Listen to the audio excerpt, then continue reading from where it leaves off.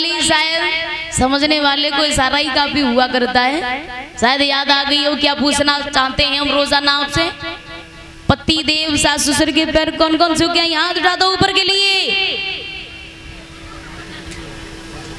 कोई है जी और पूछ लो। अबे पति में चाचा डंडा कितने मारे पूछो। वो नहीं, हमने तुमसे कल ही बोल दिया था सुधरने वाले तो है ही नहीं। हाँ रोज रोज ये बेइज्जती मत कराओ करो हैं। ये धर्म का मंच है। आप ये बताओ इस काम को करने में शर्म आती है क्या है?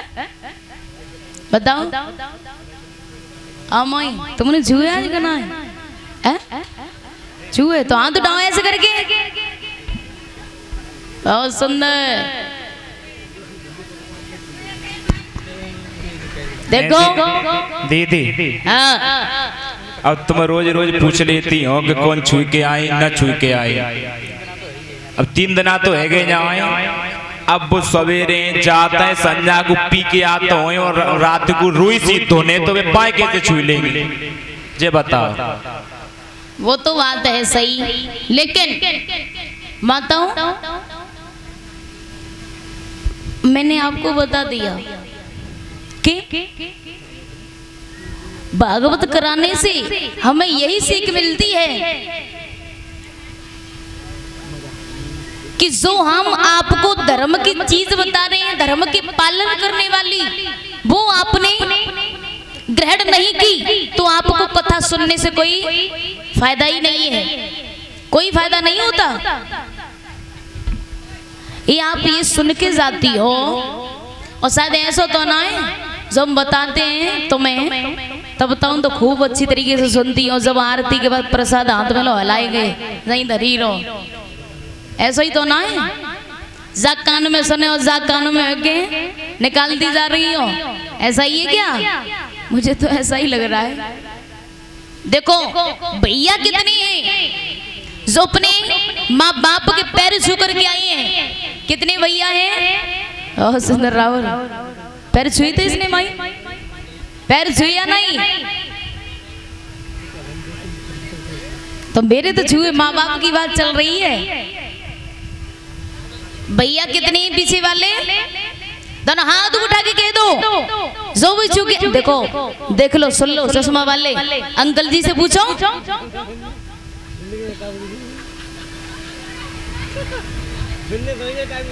बाबा जी कह रहे हैं हम छू के आए।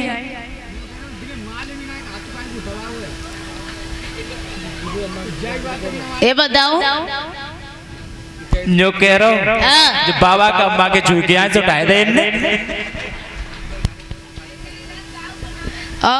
देख लो कमलेश मामा जी भी उठा रहे हैं। और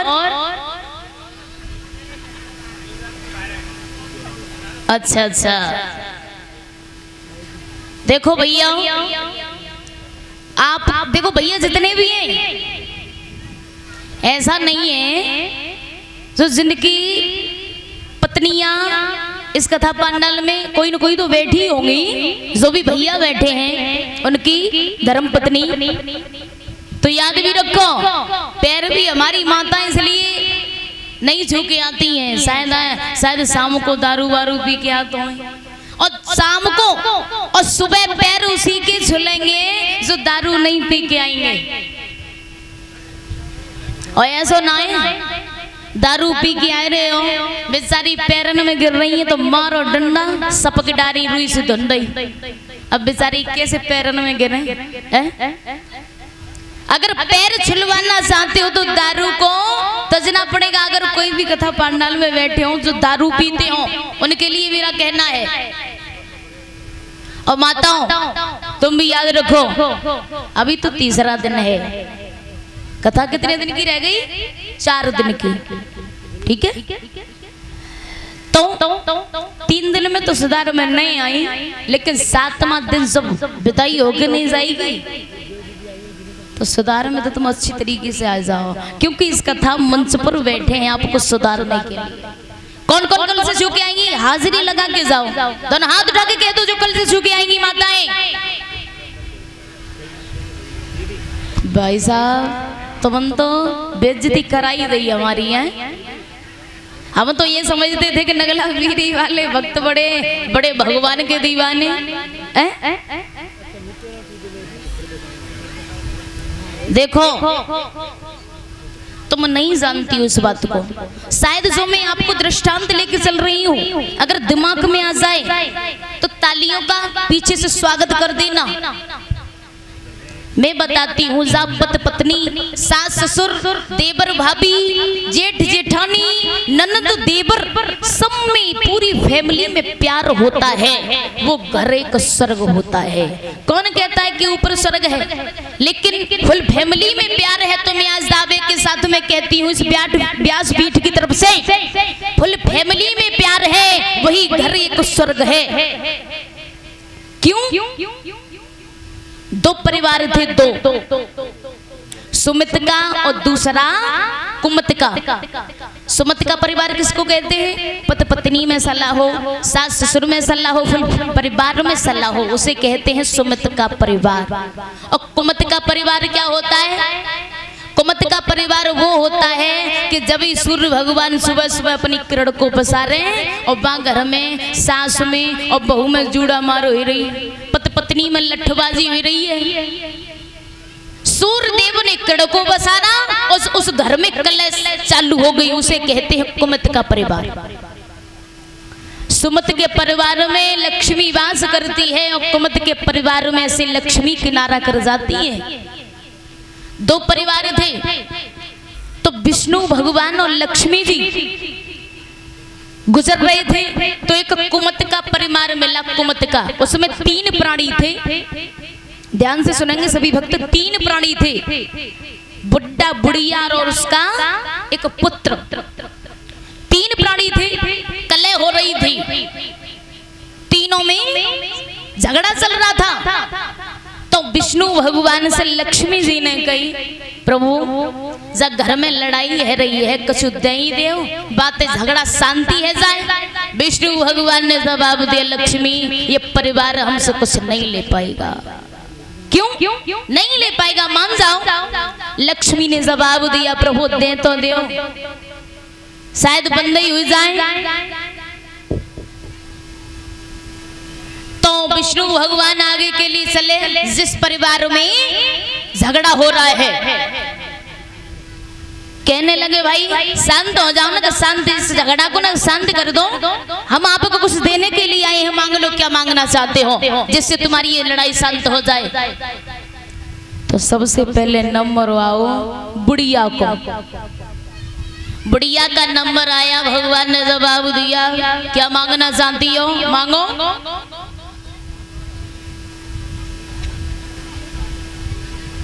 तो उस बुढ़िया ने जवाब दिया, सुनो प्रभु, हम आपसे मांग रहे हैं क्या? सोचने लगी कि मैं 80 साल की बुढ़िया और जो सुबह से शाम तक काम में लगी रहूं और डुकराए और लल्लाए, पीट पीट की रोटी खवाऊं, लेकिन शाम को जब सोए जाऊं तो गाली और सुनो उनके मुख से। से प्रभु हमें इतना दे दो कि हमें जो 80 साल की बुढ़िया हमें 16 साल की कन्या बनाए दो। अब तो इतनी बात सुनी, भगवान बोले तथा तो ऐसा ही होगा। अब तो भगवान ने 80 साल की बुढ़िया को 16 साल की सुंदर कन्या बनाया।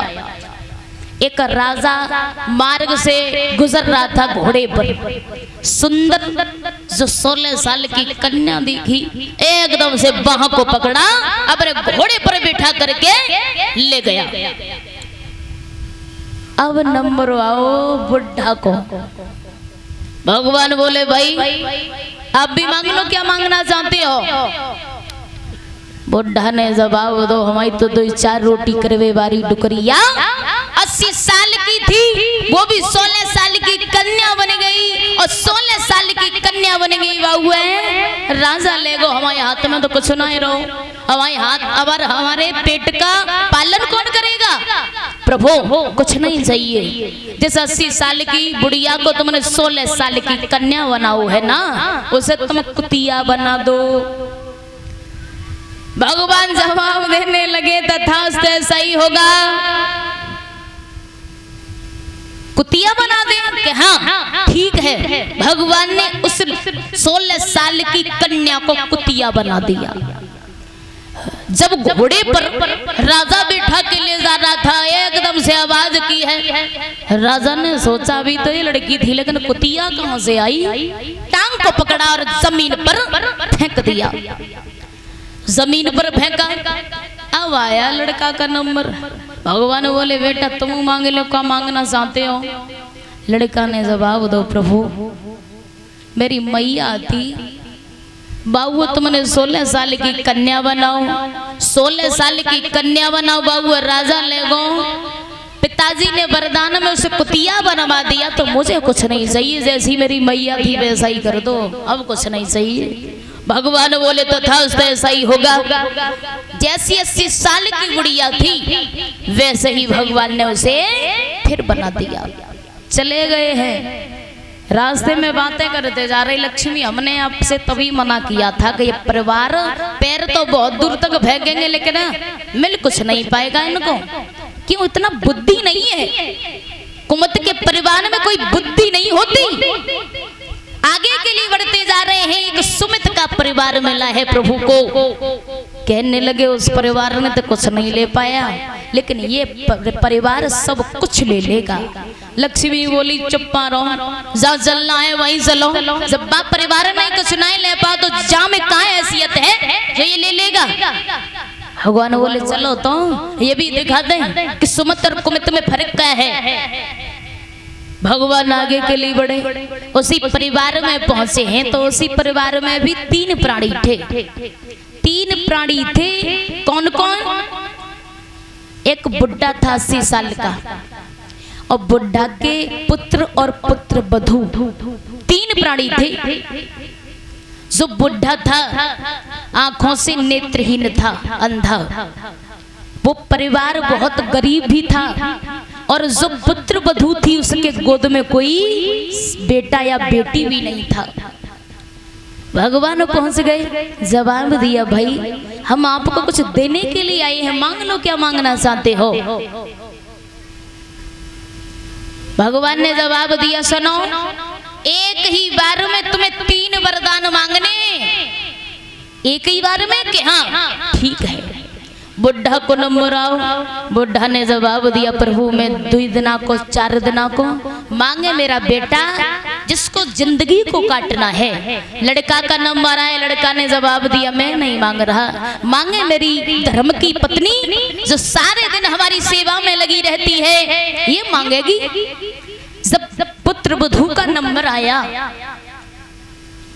तो उस बहू ने एक ही जवाब दिया प्रभु कौन सा वरदान मांग रही है एक ही बार में। प्रभु इतना चाहिए कि मेरे ससुर के सुंदर नैना और सोने के पलना में झूले मेरो ललना।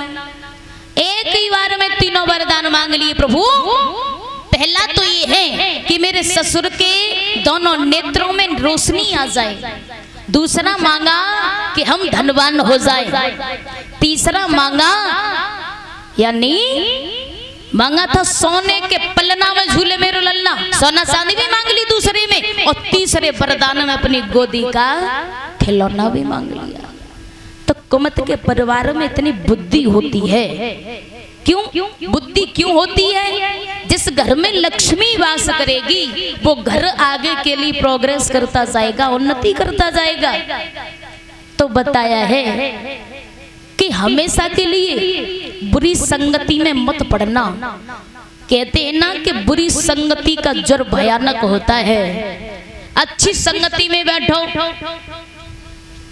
जो हमारे कुछ बुजुर्ग हैं भाइयों से कहना चाहूंगी, ध्यान से सुने। अगर माँ बाप के चरणों में शीश झुकाने में थोड़ी भी लज्जा आती हो तो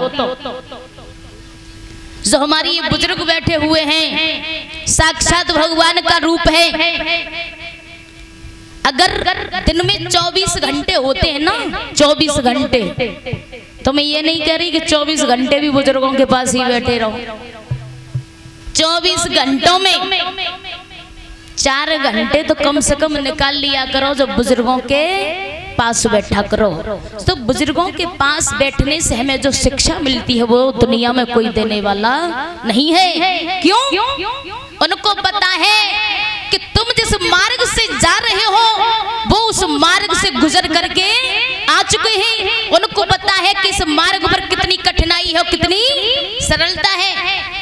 और जो इंसानियत सीखनी है, इंसान बनना है, तो कुछ समय बुजुर्गों के पास बैठा करो।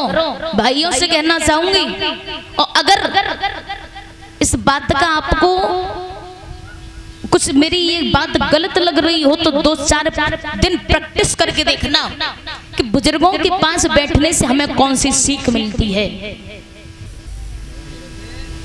इसलिए कहना है तो 2 शब्द की कीर्तन बोलते हैं, उसके बाद में आरती कराएंगे।